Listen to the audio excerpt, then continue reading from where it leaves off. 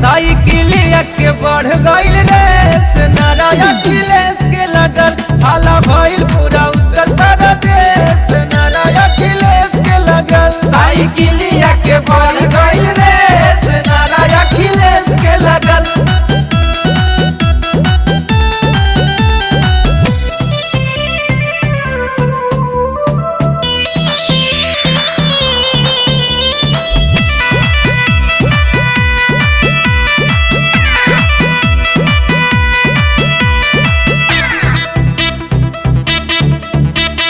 रोजीना रोजगार बाटे, महंगाई के मार बाटे, ए भैया बाबा जी के राज में।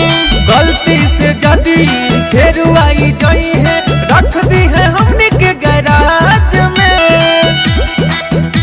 तो अखिलेश भैया जैसने तनहावे कोई, अबतिया पक्की मान जीत अब की न के होई। चला सभी बढ़ी के सिनावा पे चढ़ी के हो जाई है विरोधी पागल। साइकिलिया के बढ़ गइल रेस, नारा अखिलेश के लगल। साइकिलिया के बढ़ गइल रेस, नारा अखिलेश के लगल। साइकिलिया के बढ़ गइल रेस, नारा अखिलेश के लगल।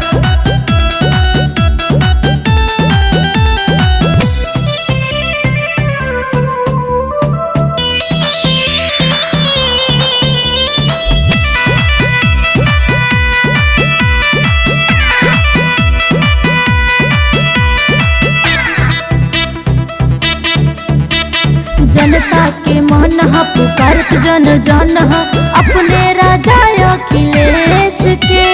भारी विकास होई, पूरा सब प्रयास होई, ए भैया उत्तर प्रदेश के।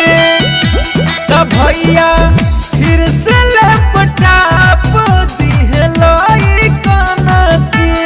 बोला हवे ना सपोर्ट में नाई खान के। 22 में बचाई सबकर पूरा होई ख्वाहिश, रहा सभे चुनावे भर जगल।